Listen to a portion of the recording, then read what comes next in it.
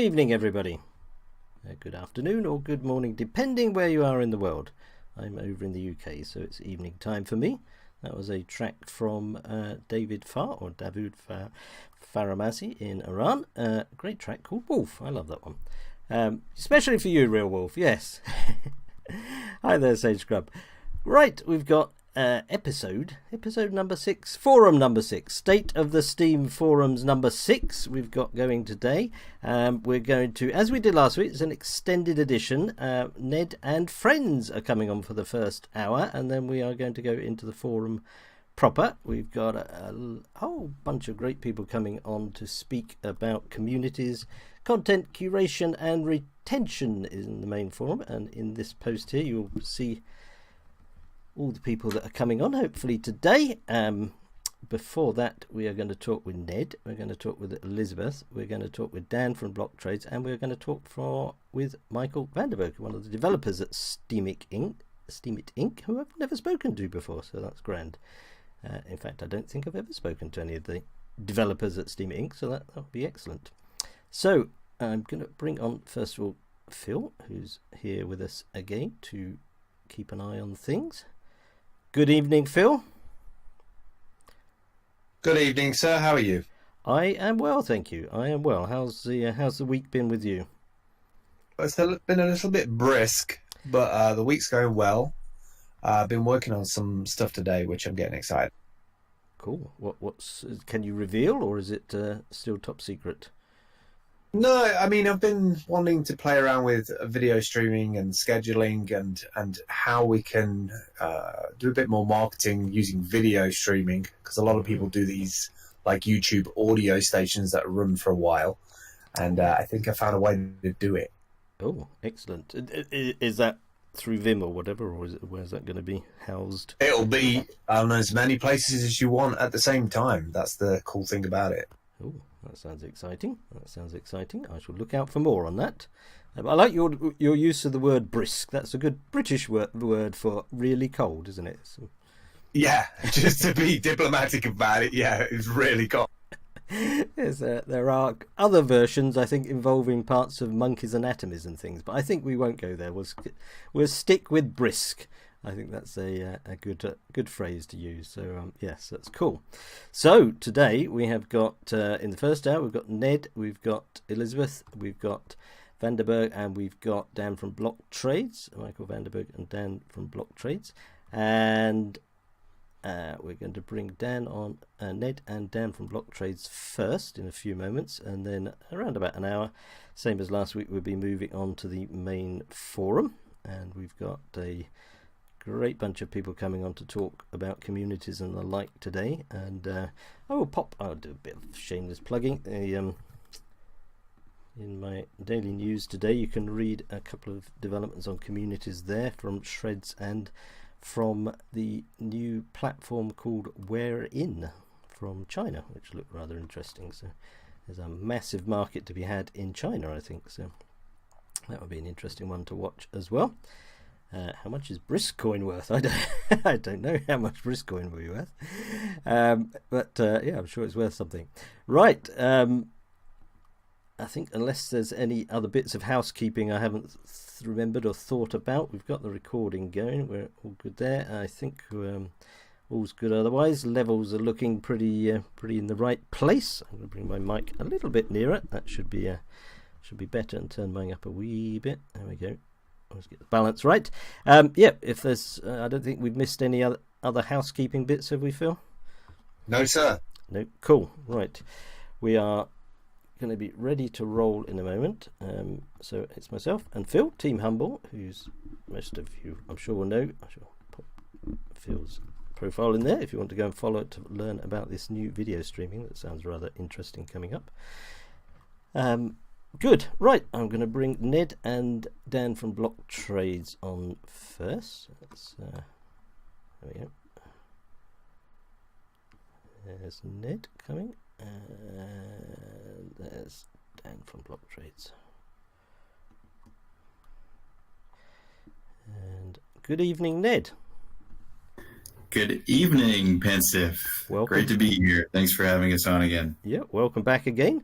And you brought a whole bunch of people along, which is excellent today. So, I've got to be honest, I've never spoken to a blockchain developer from Steemit. I'm not sure I've spoken to any blockchain developers that I recall, but certainly not spoken to a blockchain developer before from Steemit Inc. I've spoken to Dan from BlockTrades. I think he came on the first or second forum. I can't remember, but so that's great to have everyone coming along. Good evening, Dan. Hello. Hello again. I think you came on the second. Yeah, it might have been the second forum if I recall. I'm not sure. I think it was the first, but I can't be absolutely certain, really. So, seems like many months ago, doesn't it now? But it does. Welcome back. I'm going to turn you up a little bit. You're a bit quiet there, Dan. Let me just turn you up a tad. Okay. Yep, that looks about right.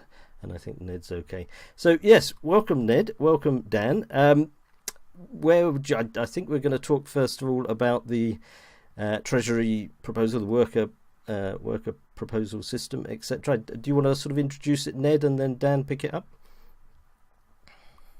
Absolutely. So just about a week ago, Dan from BlockTrades, as he's being referred to, called me up, and we began to discuss his idea for building a system of native contracts on the Steem blockchain that would enable a treasury disbursement based on proposals for work with quotations of price attached and an expectation of product.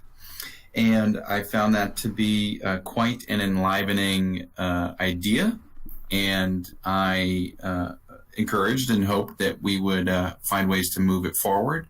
We've talked about it since. He has made even a post describing a portion of the spec for what that could look like. We've talked about how the initial work for the system could be funded. And I would just like to, take an opportunity, because I think that there's a good meeting of the minds going on, to open this up more with the community.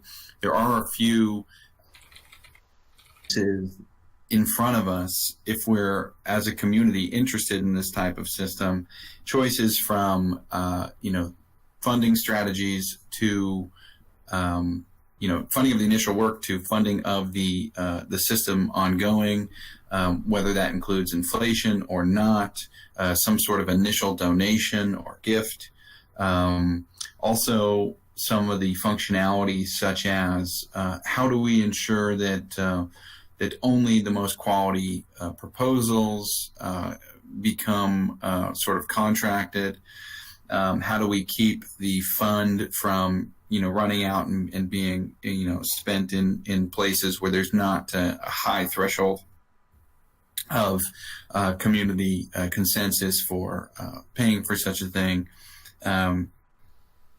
Things we can just get into here. So I was hoping someone would post a link, and we could walk through the post that Dan had made describing the spec. That's the one, I think, isn't it? Proposing a worker proposal system for Steem. That's the one, I think. Yeah, a little tongue-in-cheek there. Because this sort of worker proposal system is used in other platforms like BitShares and Dash and places like that, isn't it? I think. Yes, I think I'm most familiar with its usage in BitShares, where I think it's pretty critical to their community at this point. Are they all a fairly standard design, or does each platform sort of tweak them to their own? No, they're all tweaked to their own specifications. I mean, you can pretty much do whatever you want with them. Right. Did you want to say any more, Ned, or do you want Dan to sort of talk through his proposal? Well, I've just pulled up the proposal here, and there's a couple topics that I think that the community should be kind of immersed in to help inform the spec. One would be, how are we going to fund this instrument once it's live? Dan, do you have any, could we expound upon some of your ideas or some of the ideas you've heard for how we keep this Yeah, sure. That's paying out people who are doing work for the chain in a way that's positive to the ecosystem? Yeah, I mean, as I said, the post originally, I think that's probably going to be the most, quote, controversial part, because, of course, money's got to come from somewhere, and nobody likes to spend money. It's their own. But I wasn't really fixed on any particular idea, so I kind of just left it out there in the post. I've come to some conclusions based on what people have commented is what I think is the most likely acceptable plan at this point. But so their options are fairly simple. One, and this is kind of not even an option, it's just kind of be standard with whatever we do, I think. Well, there's going to be an account that exists that anyone can send funds to. So if anyone wants to make a donation to the work proposal system, any account on Steem can do that. They can send SBD to that account, and then it'll get distributed out. So, I mean, as Ned, of course, knows, since we've talked about it, Steemit itself is talking about putting in funds that way as one of the sources of funding. But beyond that, I think we need a system that's self-sustaining in the sense that it doesn't necessarily rely on donations. And most of the other systems I know of in other blockchains, they are self-sustaining. And the way they self-sustain is the blockchain itself creates a certain amount of coin in the form of additional supply to, it's sometimes referred to as inflation, even though it's not probably technically accurate, but it's an okay way to do it, I suppose. So some extra coin is created and put into that account on a periodic basis. So Steem's already got this. The coins are created all the time and being added, and we have a quote inflation of about 8.5% yearly right now, and that's distributed among several different sources. Now I'm going to use what's I find a very useful resource, SteemDB. I'm going to send a link to it right now. If you take a look at that page, just below the graph, they've got a graph there about pricing of Steem versus Bitcoin. But underneath that, you'll see something called 30-day million vest distribution. And that's basically a report on where the inflation's gone in the last 30 days to various sources. So basically, our options are to either, we're creating a new source of inflation, but whether that inflation comes as additional coins are created or if we redistribute some of the coins that are currently going to those sources is basically how do we decide to pay via inflation. I think the community in general was mostly adamantly against creating yet another source of inflation and funding it through additional coins created beyond what's already created. So it seemed like most people preferred a redistribution of the existing supply of coins that are created into the treasury. And I think that makes a lot of sense to me as well. So thanks, Agro. Yeah, that's a nice, concise picture there of it. So as you can see, most of the inflation, this additionally created coins go into author rewards at the moment. So no matter what we do, I think if we're going to assign a decent amount, which to me is probably around 1% of the coin supply yearly. So right now, just to clarify, right now 8.5% is being created yearly. So I'm talking about taking 1% of that and shifting it into this new pot, this treasury fund. Can I just ask, Dan, those percentages there for the different recipients, is there much variation in them day to day, week to week, or are they always there or thereabouts? They wouldn't change a lot. There's some things that could change. If witnesses missed a lot of blocks, they could lose some of theirs. If the interest could vary, if a lot of people took powered down their stake into liquid Steem because it's a function of how much powered up Steem versus unpowered up Steem. Mm-hmm. But the other ones don't vary too much. So basically, witnesses in Steem Power guys can lose if they power down their Steem or if they miss blocks. But the other rewards, the author rewards, the amount of it's going to be pretty fixed. And same for, authors and commenters are actually one pool. They're separated out there conceptually, but in terms of the blockchain, that's just one thing. So actually, if you look at it, it's about 56% goes to, you could say, content creators. If you consider commenters also content creators, which I do. So. And the interest, where and how does that get distributed? So there's just some math inside the blockchain that says that amount there, that total amount is about 8.5% of the total current supply of Steem. Right. Yep. Do you have any favoured option at the moment, or are you sort of looking for the community to sort of reach a consensus of where the best place to take it from? I have a feeling that what will get passed easiest, although nothing's easy in this case, would be taking the 1% from the authors' commenters pool. That would drop them down to about 41% versus the probably about 42% versus the 56% they have now, and basically would create another pool which would have about 8%. Right. So that 52 and the 3.6 would come down overall by about 10%. Is that what you're saying? Yeah, probably a little more. 20%, I think. Comes down 20% because it puts it about 41, 42%. Right. And do you think that will be... I was going to use the word popular there. Not possible. I was going to use the word popular there, but that possibly is not the right word. Way. If we took it from the witnesses, for instance, the witnesses would drop to about 2%. So they would basically get a 80 or 90% haircut on their pay. Most of the rewards are going to the authors and commenters already. There's not a lot of other places to draw it from unless you create a new source of inflation. Yes.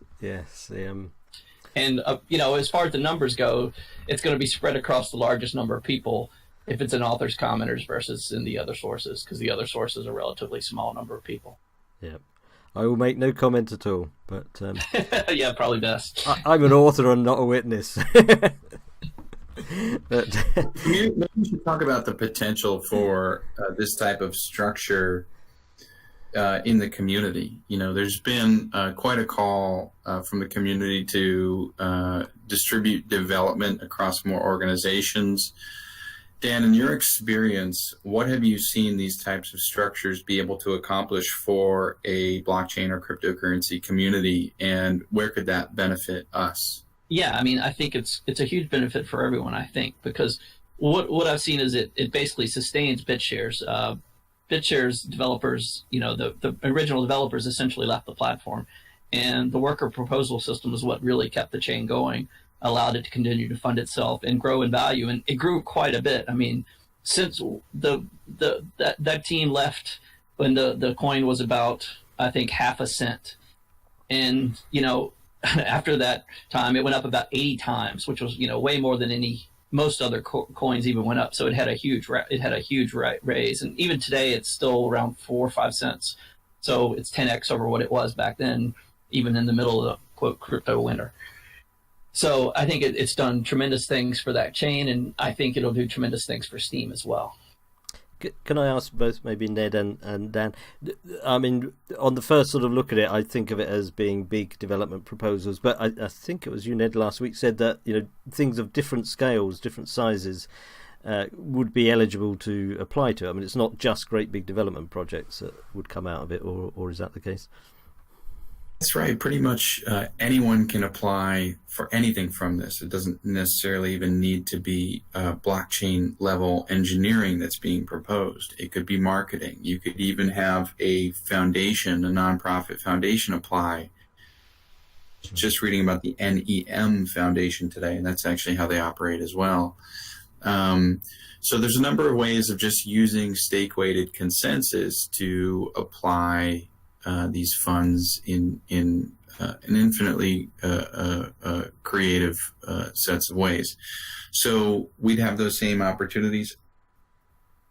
Idea, though, I think there's a lot of orientation towards blockchain development, and if we wanted to get reference to that, Dan, maybe you could point us towards some resources from BitShares, which I know has been an influence in your spec. Yeah, I will definitely do that. Just as a side point, in fact, some of the money that right now goes into authors a lot of times is for community causes and things like that. And so this is actually a much more direct way that such things can be funded. So even though there's some of the funds would be coming out of, author rewards on this proposal, at the same time, they could still be going to the same people in the end for some of the things that are done with posts. A lot of posts are put out there to fund development of things that are right now. A lot of things are done to fund helping out someone, and all that could be done through a worker proposal. So there's a shift for sure of how it's done, but it's not necessarily that a lot of people are going to necessarily lose out a lot either.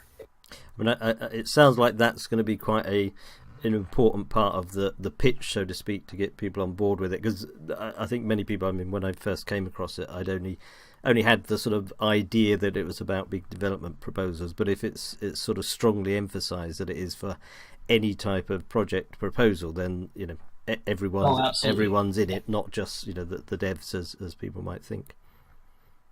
Yes, for sure. I don't know if I can find a link right offhand that's easy to access to show the one for BitShares.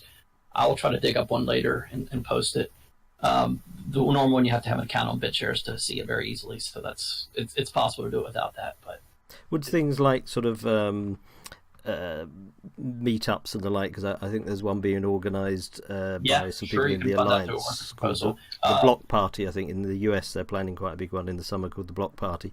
Would they put together a proposal, and if people thought it was a good idea, they could potentially get money from it for that sort of thing as well? Yeah, that's absolutely possible. I guess what will be the kind of differentiator is it's a little more trouble to write up a worker proposal than it is to make a post. And my suggestion, in fact, is that we put a fee on it so that it's not, we don't get a lot of trivial proposals out there, from everybody under the sun. I think I proposed maybe 10 SBD, not enough to really, hurt anybody that's seriously looking for funds, but not actually, on the other hand, going to make everybody ask for, sending some SBD to pay for their dog's food or something like that.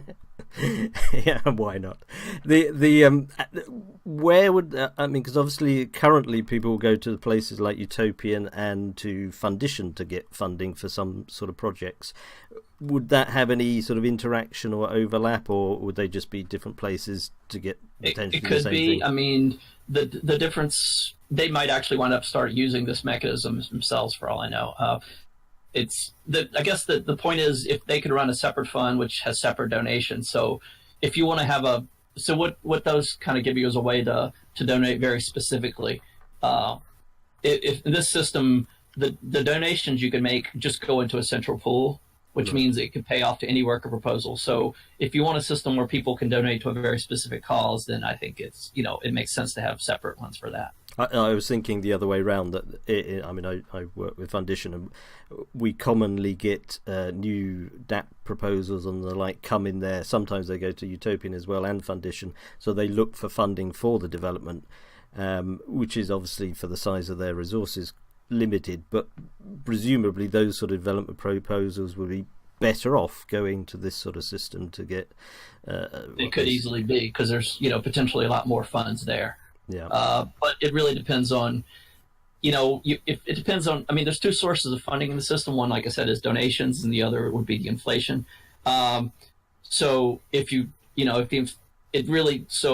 the donation aspect, really, if you donate to this pool, you don't know what you're donating to. You're just putting it in the pool, and it plays out however the proposals. So I think there's still, like I say, a place for things like Fundition where you're allowed to very specifically donate to what you want to do. And it's nothing to say that someone looking for funds can't apply to both. So they could have a Fundition one to allow people to directly donate to them, and they could have the work proposal, which would be more from the general treasury pool.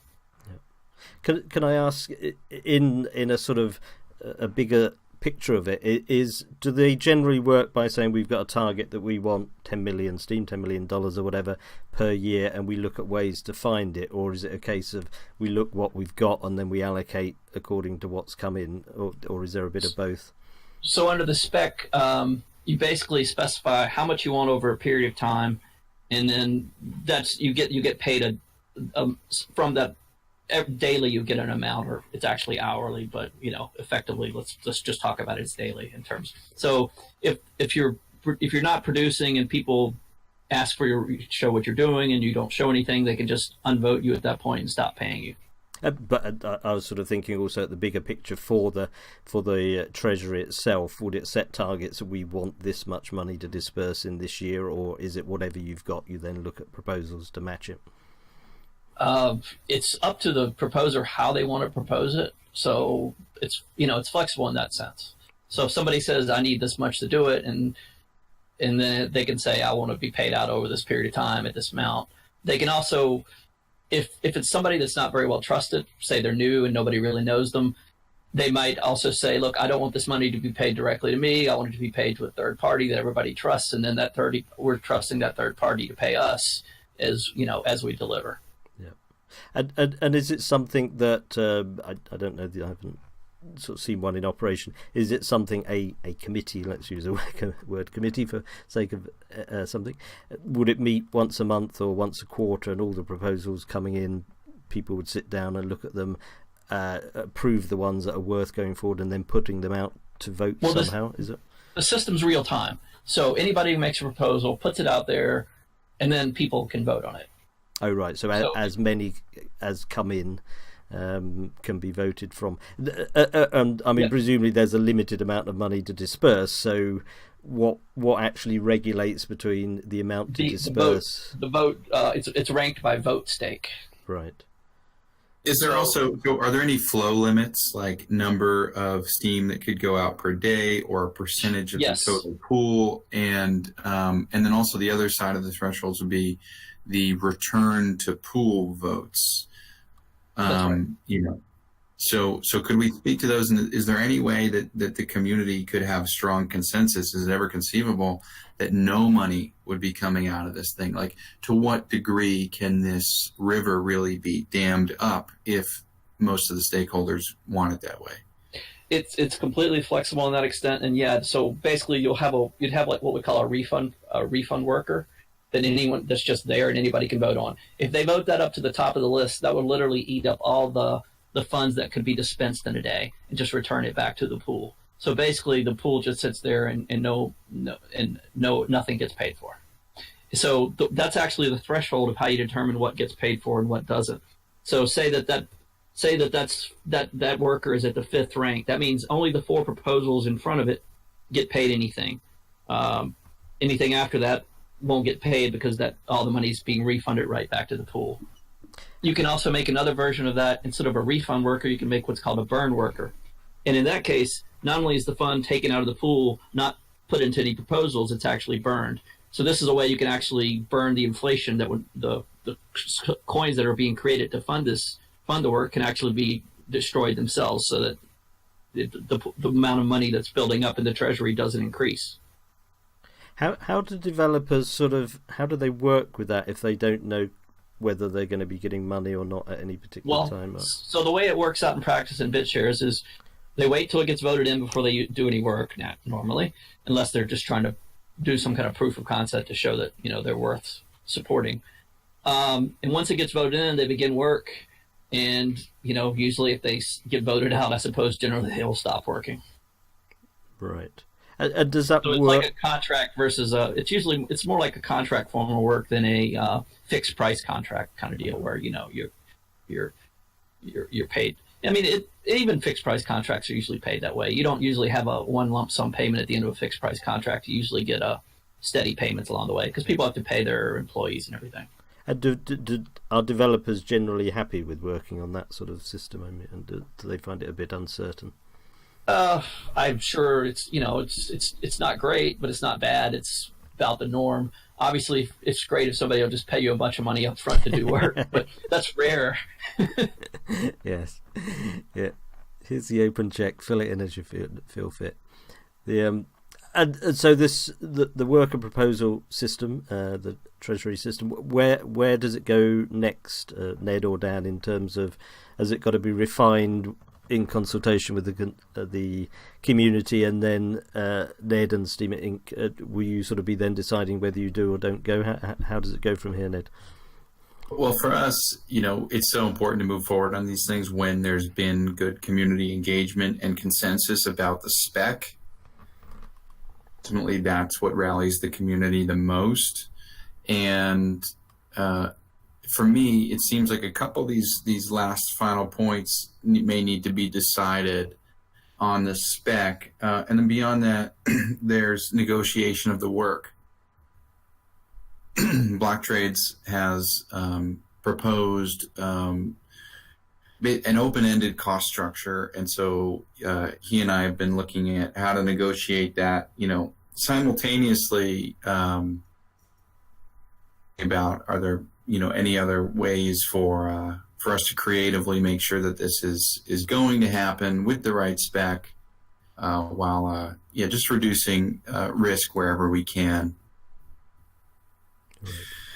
So it's tough to imagine farming out the negotiation process, but right now I'm still thinking about ways to kind of a way forward. It's the thing that I think helps the most there is simply getting more community voice around the spec. And if we can do that and be more sure about what we're building, it will mean that there's less risk when it comes to proposing code that would ultimately be hard forking code.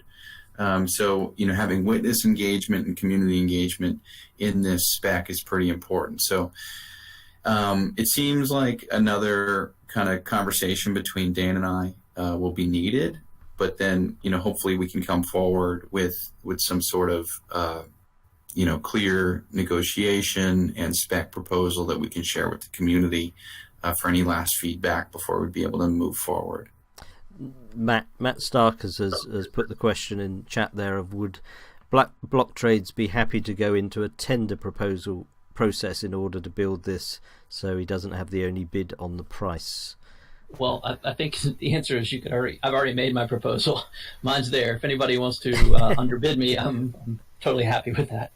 Yep. So that's the situation. And what will be the sort of consultation process for this, Ned, in terms of getting the feedback and getting the community involvement and refinement of it? I think Dan and I will go just hash out the remaining topics like we were just saying, and then I'd like to be transparent about it and just come forward and say, hey, we're looking at building it with these sort of channels for the tokens to move through. If it has to do with inflation, we're looking at committing this amount of monies towards the development of it. There's still this maybe we describe any gaps in negotiation, and then maybe the community will come forward with any creative ideas or opinions just to give the whole thing more concreteness. So that's kind of what I'm anticipating right now. If that changes, we're coming on this show pretty frequently, so we'll be able to keep everyone abreast of any developments in this conversation. But for me, this has already been super helpful. There's so many great plugged in community members here in the podcast channel, and I know so many people listen to this and follow you, Pensive, so I can only imagine this is going to contribute to the process already. So I want to thank Dan for coming on, and I'm looking forward to working with him more on this. Excellent. That's cool. Yes, thank you, Dan. I was just going to say, Phil, did you spot any other questions for Dan before he finishes? People love negotiations, don't they? Jesus. Yeah, always good for negotiations. Can I just ask one thing, Ned, before Dan goes? This is running alongside the Steem Alliance. This hasn't sort of got a dependency on that at the moment, has it? That's a great high-level question, and just in kind of re-upping the energy that we can apply towards distributing some of the the responsibilities inside the community. Two things really came from that. It started with the alliance. Ultimately, what was baked into some of the alliance ideas was the idea of a stake-weighted community funding distribution mechanism. And, what Dan at BlockTrades did so eloquently was he kind of stepped forward to, jump ahead on the process there and say, instead of trying to get all of that packed into the foundation, we could just go straight ahead towards building some of the critical pieces on chain. And so really we're talking in my view about two very synergistic mechanisms that would ultimately work together. So, I can see them developing in parallel and not requiring each other, but I see them, if coming together separately, also then benefiting each other and the community with a sum that is greater than a whole that is greater than the sum of the parts that we create. So, looking forward on both those ideas, but maybe Dan has some comment on that too. What was I be commenting on there? Sorry, I was typing, so I didn't pay attention. you feel about the idea of a nonprofit foundation and how it might how it interact with the worker proposal system? Yeah, I think there's certainly some use for that. In terms of the worker proposal system, there's a couple things that could be there. One is if there's a legal entity established, it could make a great escrow entity, which there's a similar one that exists in BitShares run by Xerox, which is pretty well known in the BitShares community, probably some here in Steem as well. So that's certainly one usage is escrow. And in the escrow, it's more than just holding money. That team evaluates the work that's done and then decides to pay out or not. So it's especially useful for that kind of organization to exist if you're engaging new workers, people you don't know well. I think it's very beneficial in that case. Of course, it adds some overhead and to the whole process. So it's not always ideal, but it's certainly, I think, when you're first taking on somebody and they're asking for a lot of money, that's going through some kind of foundation like that that's pretty beneficial. Mm-hmm. Right. Good. That all sounds very interesting. What sort of time scale are you looking to on this, Ned, to get it up and running? Can't give you a time scale exactly right now, except for the next steps. After this, I'll be basically sniffing out any feedback that appeared from this conversation, and then planning to talk with Dan at BlockTrades and see if there's any next steps that we have incubated in our minds between us that we can basically put to paper, put to a blog post. Yeah, I mean, do you feel it's sort of first, second quarter, that sort of time scale? Do you reckon? I can't comment, but I can comment that in Dan at BlockTrades proposal, they suggested a time of work of 1 month to 2 months. Right. And that's kind of at the crux of the negotiation right now. I think we'd be very comfortable paying for a very clear and concrete amount of work. But the reality is with this project, I think it's apt on the work that needs to be done. So actually, Dan could speak to this better, just in terms of, Dan, how long do you think it would take to develop this? I mean, my gut feeling is it would take 1 month and, let's say $50K in terms of cost. Worst case, I think, is 2 months and $100K. I don't see us really going out beyond that. Cool. And would you guys be prepared as well inside that quote to deal with any of the challenges of scheduling a hard fork and supporting? Yeah, that quote's assuming the whole thing. Handling hard fork, deploying the software to people, that kind of stuff. Sounds good. Phil, any last minute questions you picked up to ask Dan before he goes? No questions at all. I'm eating a curry and it's very nice. Right. Yeah, you can't put a worker proposal in for your curries, I'm afraid, Phil. That is just not on. But cool. Right. Thank you very much for that, Dan. I don't know, unless there's anything else you wanted to add to that. I will look forward to hearing more. No, that's pretty much it. Right. Most of it's in the post, I hope. Yep. Thank you very much indeed for that. I'll pop you back into the audience, Dan, and I'll speak to you again soon. Thank you very much. Thanks. Nice talking to you. Thank you. I've lost the... hold on. There we go. I can't seem to drag him on for some reason. I don't know if someone can move Dan into... I can't see him on the roll, so I don't know if Rondon or someone can move him into the audience. There we go. Thank you. I can't seem to pick him up for some reason. Right, thank you very much. Thank you for that, Ned. That sounded really interesting to hear about that coming up soon. Did you say that you'd like Michael Vandeberg to come on next and tell us about RocksDB? Was that the plan? Yeah, Michael and I thought it would be perhaps a nice time to bring some RocksDB discussion to the community. So I believe he's in the channel here, and we could bring him in. Yeah. Oh, he's there already. That was magic. Michael? Hello, Michael. I think you're muted at the moment. There we go. Hello, Michael. I've never spoken to you before, but welcome and thank you for coming along. Thank you. It's great to be here. Good. And you're one of the key blockchain developers at Steemit Inc. From what I understand. I know of you, but I don't know much about you, I'm afraid. Yeah, I've been working on the blockchain from the very beginning. Kind of stay behind the scenes and cool new things. Good.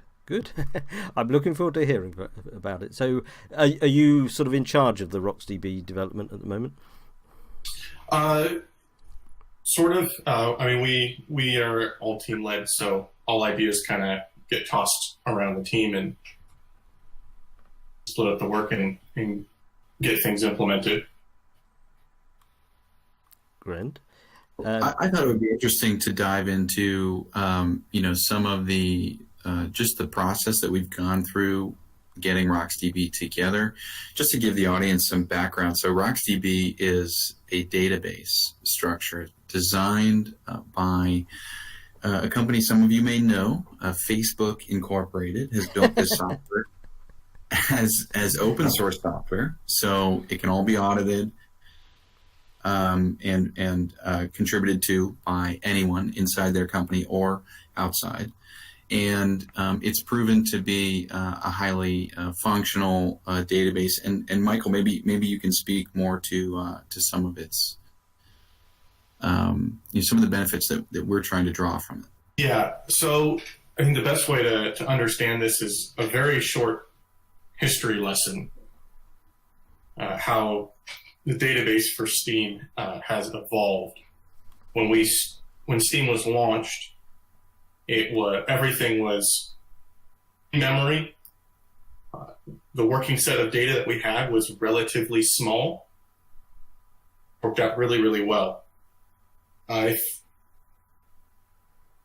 months in, I guess a little bit earlier than that, we realized, so part of this, you shut down Steem or started it, it had to save whatever data was in memory out to disk. Mm-hmm. The process was becoming increasingly and was becoming a barrier to getting nodes up and running. Moved to what we've been using for the last 2 years now, which is Chainbase. Still allows us to have all of the data in memory, but we use what's called a memory mapped file, and it's a file on disk that you can load directly into memory, interact with it like you would any other memory rather than like you would with a file. And that's gotten us a really, really long way, and it's been a crucial part of Steem's growth. We're moving beyond that technology because is getting even larger now, to the point where we need to be very selective in what pieces of data are loaded into memory and what pieces stay on disk. This is common practice. If you've ever played a video game and you had a load screen, this is what we're talking about. Is a load screen is taking all the data that was on disk that you didn't need and putting it in memory so you can work on it. The same thing with Steemd, that there's a lot of data that is accessed infrequently, and so as much as we can keep that on disk, we will, to lower our memory footprint to memory when we need to work on it. So RocksDB, a fast on-disk database with a very advanced hierarchy that allows us to move whatever we need into memory easily, store it on disk, and still have the very quick load times, startup times on Steemd. Is there any sort of access penalty, performance penalty by doing that? So anytime you go out to disk, it's going to be slightly slower, but essentially if we can about when this happens, then we can offset those costs. Yeah, and presumably, I mean, the disks, I can't remember the acronym now, not hardware tech, but there's a special type of SSD disk that works best for this, isn't it? So I assume you're referring to NVMe's? That's it, yes, I can remember the acronym. So NVMe, yeah, essentially, disk, the lower the penalty for is, and that's the case for. But we want to design this in such a way that commodity hardware will be sufficient and at running a SteamD node. So you would the cost of running nodes is increasing because you need a little bit more specialized hardware in order to really run a node at the level that can support, say, Steemit.com. Right. So would you definitely need the NVMe, or are you designing it that they wouldn't be vital for it? All of the testing that I'm doing locally is on an SSD. Yep. I'm targeting SSDs as being sufficient, although an NVMe would certainly help. Right. And where does HiveMind fit in this overall picture? Because that is part of the bigger picture as well, isn't it? Yeah. So HiveMind is a technical perspective orthogonal to this work. However, they're both furthering the same goal, and that is the computing resources available to us most efficiently. Right. There's a lot of data that was stored in SteamD early on in Steam's life. It's really easy for us just to do things in SteamD. At the time, we had more blockchain developers than application developers. And so it was more important for us to get Steemit.com up and functioning and save a blockchain developer time that could throw a whole bunch of stuff into SteamD. And that's shifted, allows us to take that data back out of SteamD, which is a huge cost reduction in running nodes, furthers that goal, but RocksDB is the next step in that as far as getting the size of SteamD nodes and further. And for the most part, HiveMind only impacts operators that are running full API nodes, such as those that power Steemit.com, whereas RocksDB will impact everybody running a SteamD node. Most importantly, our witnesses as well would allow them to run on cheaper hardware. What sort of, is it an order of magnitude difference you are hoping to gain for a sort of witness server, or what sort of reductions are you targeting? So we're not targeting necessarily direct performance improvements, rather to run this on a node with on a system with significantly less memory and maintaining the performance. And what sort of memory drop what sort of numbers are on the table? I'm not sure exactly, but I think anywhere 4 to 8 gigabytes required is fairly reasonable with what. Wow. What I'm seeing right now. That's currently 64 plus issues that a witness needs. I believe, they're pushing 64 gigabytes. So cost savings will be very, very significant then. For anybody that's running a cloud service, you're talking 75%. Wow. Roughly. That's good.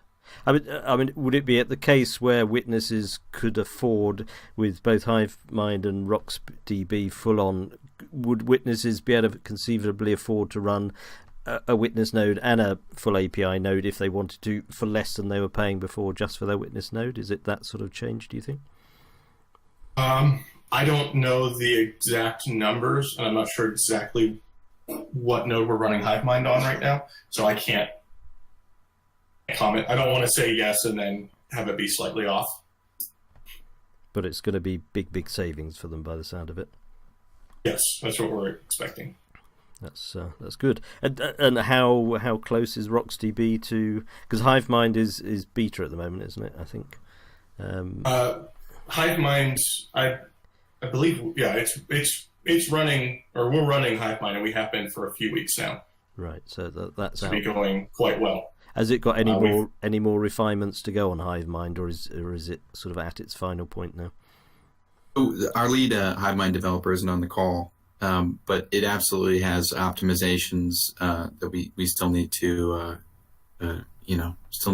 poke around with, and there's still quite a bit of potential in terms of how HiveMind can become a backbone to new types of applications, can speed up development time for Steam-based applications. So overall, I mean, the potential there for HiveMind is largely untapped. But as far as reducing costs further, yes, there are still some marginal and perhaps some significant improvements to make there. But we are now kind of documenting the performance we're getting from HiveMind today, so that we can basically go into another phase of reevaluation of efficiencies and costs in that piece of the stack, and just continue to iteratively improve. Wow. And RocksDB, where is that on the process of getting to completion now? So we have a working prototype, meaning that it is correct.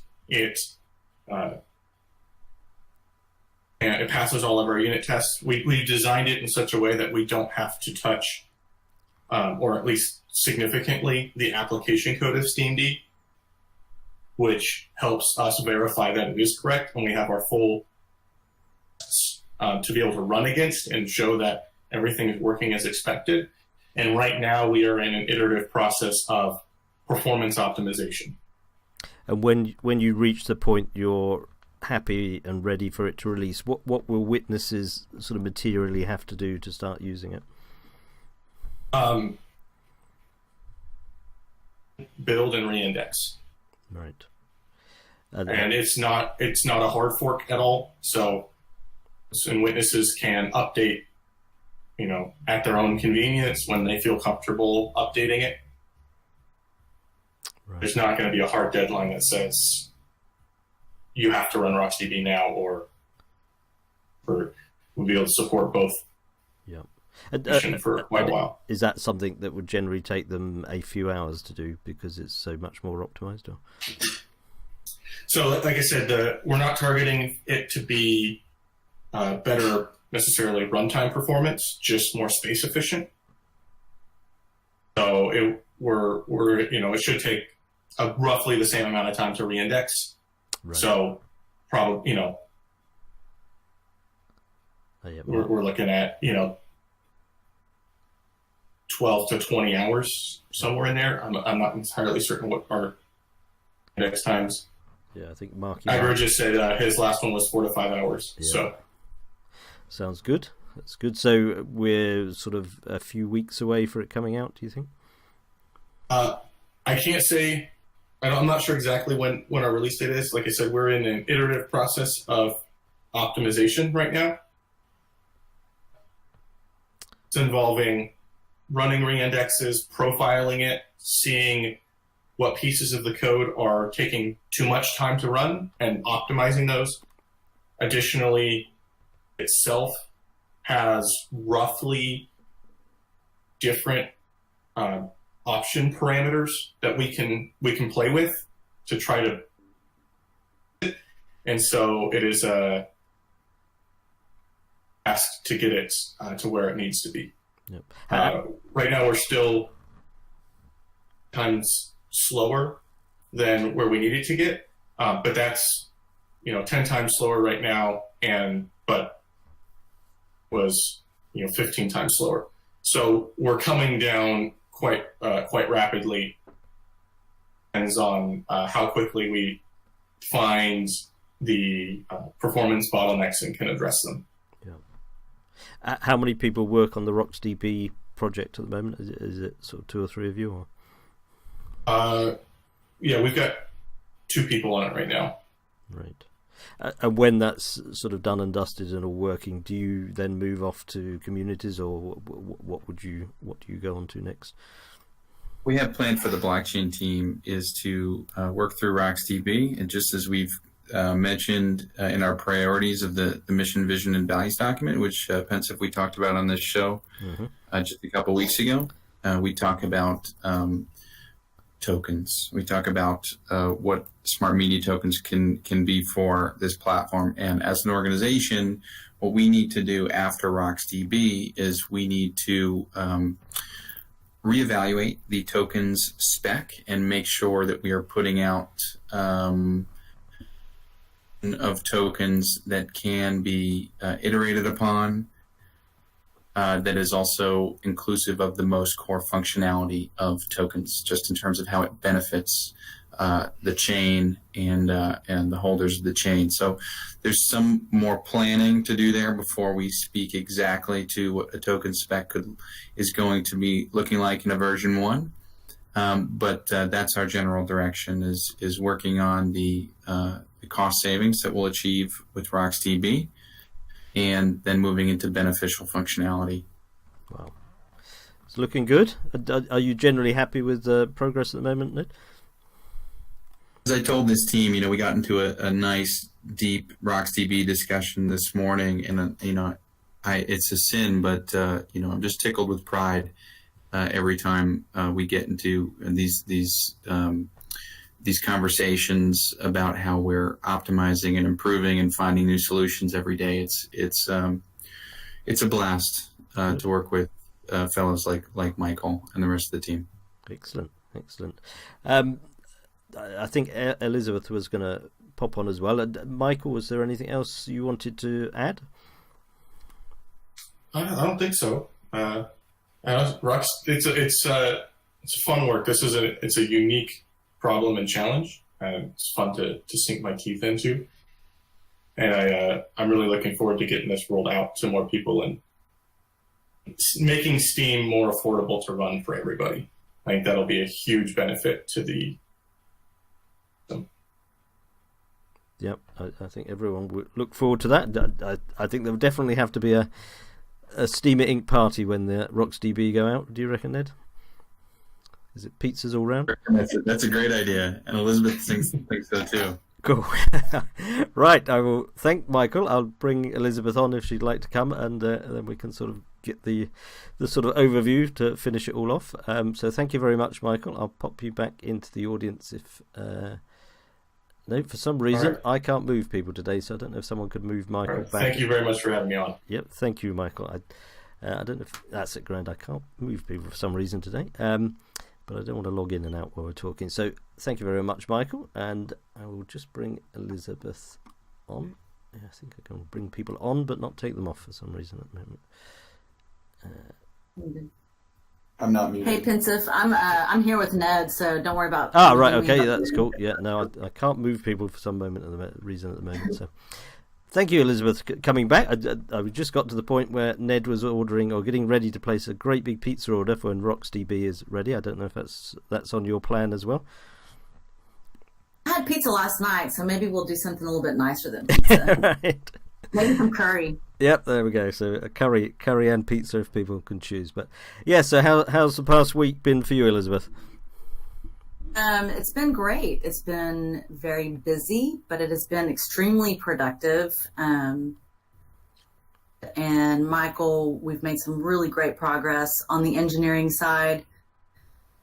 I was happy to report not just engineering savings, but overall infrastructure cost reductions. So we are staying the course. So it's been a really, said, I would concur with him that it's exciting, it's challenging, but it's been a great week. Good. And it is the advertising side of things sort of getting moving now? It is. We launched the premium header banner ad for non-logged-in users this week. We put that up there .com advertising that's connected to HubSpot, and so the response and interest has been great. We have over 40 inquiries with doing zero marketing or advertising for that. So where that is headed, we continue to work on other of the advertising program, but everything is happening. It's moving along. Cool. I realised I wasn't seeing any adverts, and then I realised I had an ad blocker on.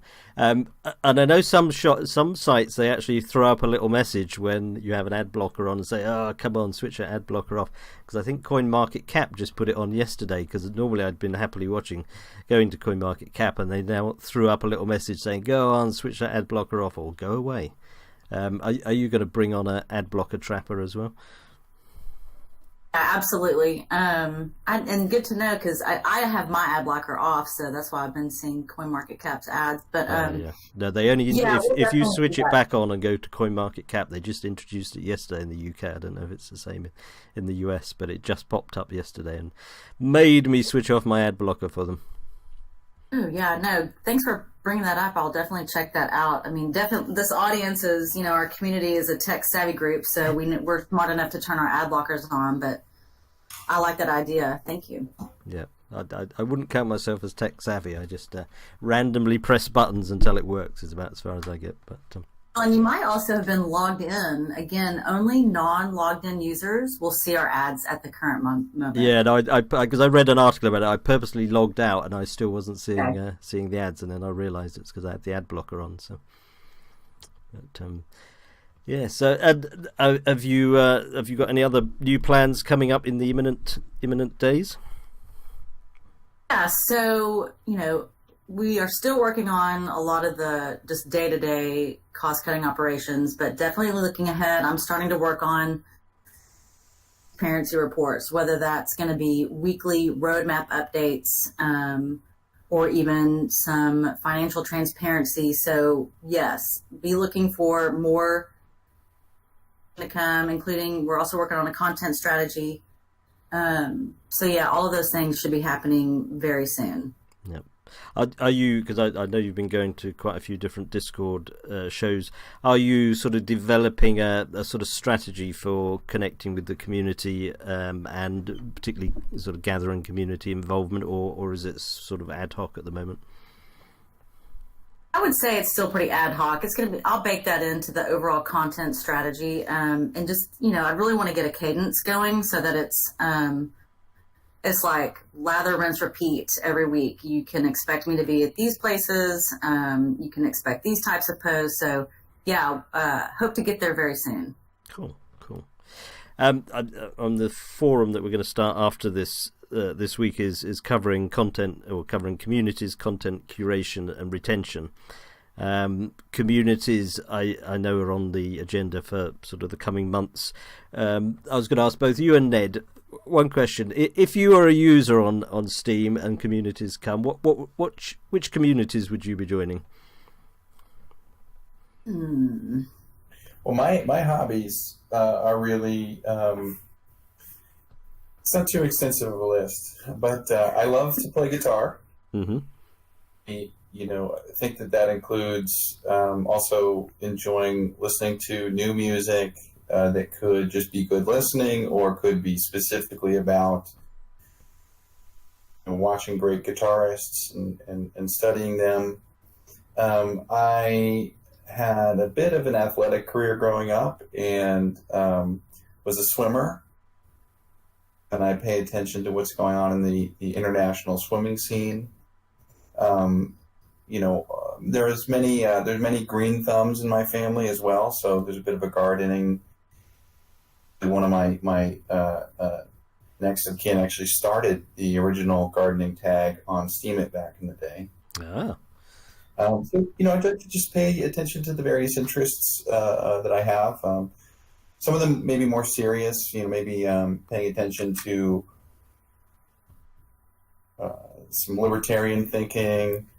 I have been dabbling in a bit of the political landscape for the United States, paying attention to that craziness just as really a form of entertainment for me. Mm-hmm. I really don't find myself to be a participant, at least not in the ways that much of that governance plays out, much of the the opinion surrounds those topics. But yeah, those are just generally some of my interests and some of the communities that I would enjoy. Yeah, good. How about you, Elizabeth? That was actually a long list. Was it? Yeah. 4 things. Oh. One of my favorite things to follow is college football, which I know that's hard to do the same, but I love college football. So definitely sports. I like entertainment, fashion. He would probably be one that I would join in, and dogs. Dogs, right? Cool. Community. I mean, the grouping for this forum was communities, content curation, and retention. One of the problems, as we all know, is retaining people on Steem. How do you see communities working as sort of something to solve a part of that retention problem? What's your sort of hopes on that?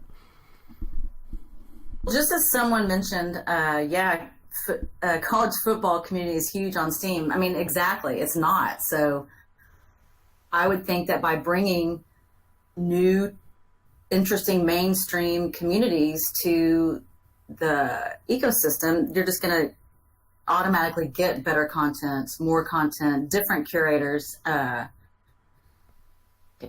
By opening it up to any and all interests, you're just going to naturally flourish and retain people. Right. And, another thing is, as from a business perspective, as we think about retention on Steemit, our list of priorities, we're still, as we've been mentioning on this show week after week, at least for the recent time, on our cost efficiencies. So we've got quite a bit of focus there. We've got quite a bit of focus on getting our advertising program to a place where the infrastructure is built and we can simply ramp it up by bringing more attention to it and more advertisers to it. After that, of course, it's so important to increase the number of users on the website, and do that by bringing new users in and retaining users who have already shown up. Now, the good thing is Steemit has shown a product market fit. There are many, many people on it.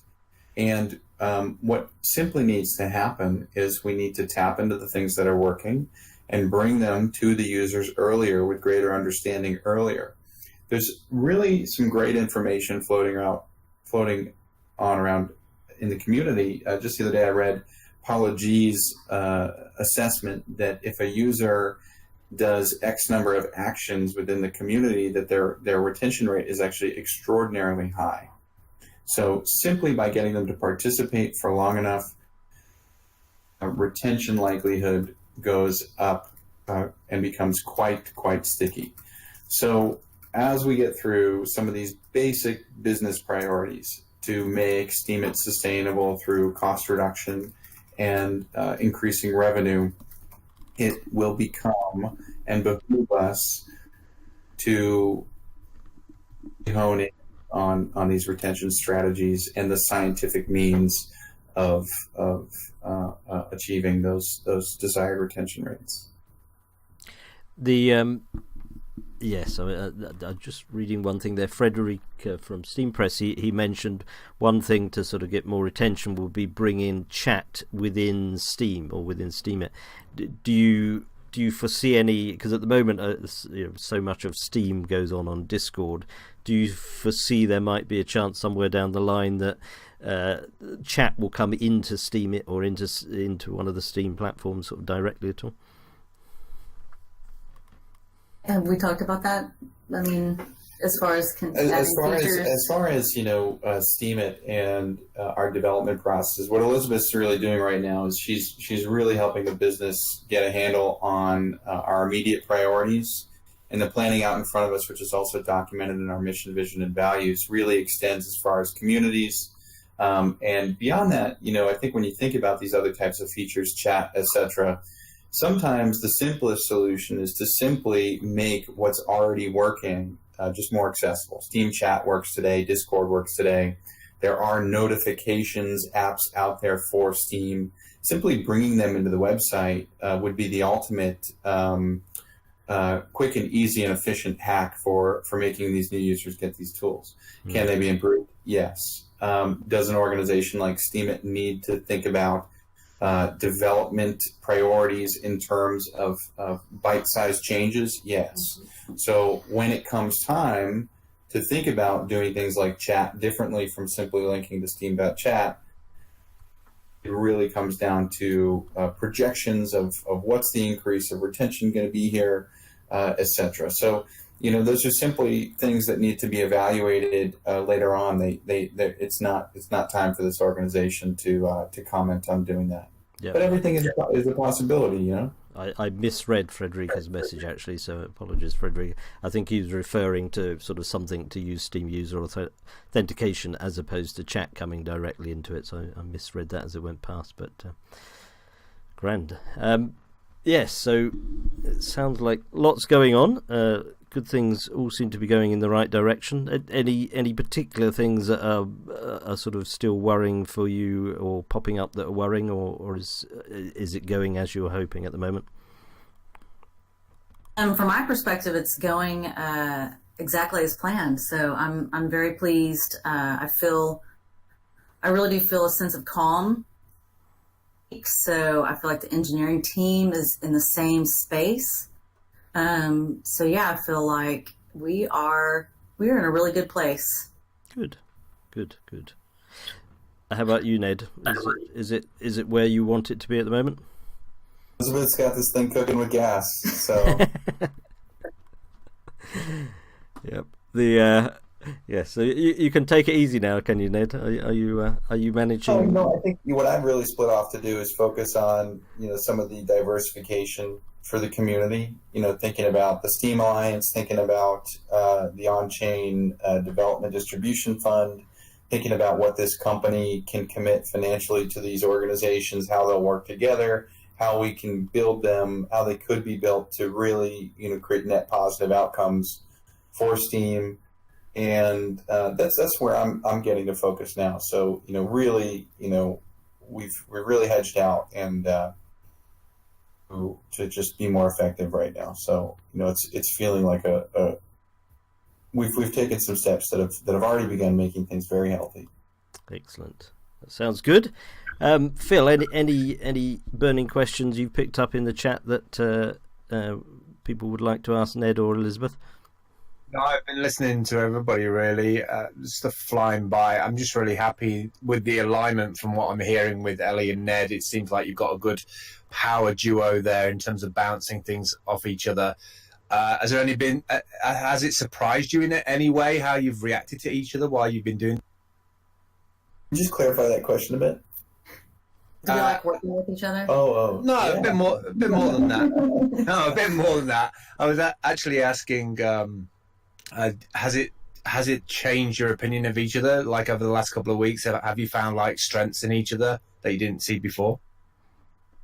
So when you bring someone on through a promotion to manage a part of a business that you own, you're taking a bit of a risk. But with Eli, I had great confidence that she was just going to perform exceptionally, and so far she's been doing exactly that. I've watched the community rally around her leadership. I've watched the company and the people inside rally around her leadership.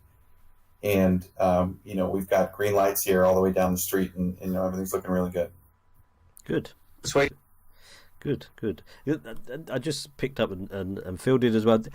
Elizabeth, do you call you, or do you prefer to be called Eli as opposed to Elizabeth, or which is your? It's whatever you want to call me. Elizabeth is my mom said never go by any sort of nickname, but Eli came up in college and it stuck. So.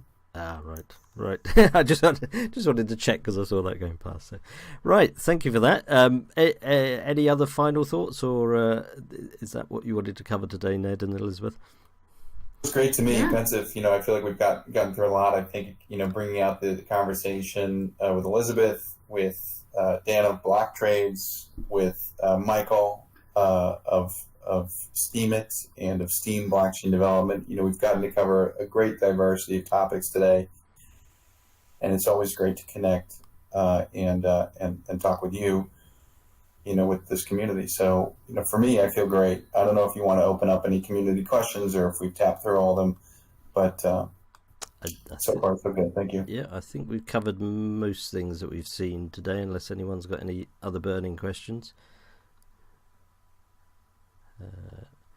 No, I think we're good at the moment on that. I'm sure someone will ask the inevitable question, but I won't ask it. So Is it? Sorry? Oh, inevitable question. There it is. There you go. Mark has put it up. I knew someone would ask it, but I think we've asked the question quite a few times. I'm sure you would tell us if the answer changes. So, what is it? I haven't heard it. I'm not reading the chat. Oh, sorry. I thought you were. Yeah, Marky Mark has put a big picture of "Stop the Power Down." That was the question that everyone asks every week, but I don't bother to ask it because I know you'll tell us if it does change. But I assume it hasn't changed. I haven't checked today, but. But there wasn't any formal question there, right? What is the question? Oh, sorry. The question is, are you going to stop the power down? I think was the question that everyone asked. We've been looking at, I think the fluster that we went through in really experiencing what we felt like was a lack of clarity from some of the gatekeepers of the code. It made sense to us to move some of these coins for the sake of the company to exchanges. And right now we're just targeting doing that for just a little bit longer and then stopping the power down. So that's what we're working through right now. Elizabeth and I are working on. Good. I mean, that's a good answer. That is a new situation. So thank you for that. And if we do need, when we do need to move more coins into the foundation and into the on-chain development distributor, need to find a way to do that too. And we'll continue our programmatic selling as well. And we're looking at giving Elizabeth tools, or she's working on building them for being just transparent about what we're doing, because it's just a healthy way to relationships with all the folks who use Steemit and that sort of thing. Good. That sounds good. Right, thank you very much, Ned. Thank you very much, Elizabeth. Thanks for coming along, and to Michael and Dan earlier. So that was very interesting to hear from them as well. So thank you very much. I will pop you back in the audience if I can. I don't think I can, but I will get you there. And then we'll have a quick musical break, and then we will start with the rest of the forum, which you're welcome to stay and listen to and ask questions if you like, Ned and Elizabeth. As I say, today it's communities, content, curation and retention, the subjects we're looking at today. So thank you very much. I will pop you back into the audience if I can. Great, thanks, Spencer. And I can't. For some reason I haven't got the ability to move people today, so I don't know if someone can move Ned and Elizabeth back into the audience. I can't seem to do it here today. But yeah, if someone can pop them across, that's great. And we will be back in a moment after a quick musical break, and we'll restart the recording. So this is going to be another track from David Faramasi. This is a Iranian traditional song called Hami, which is Guardian.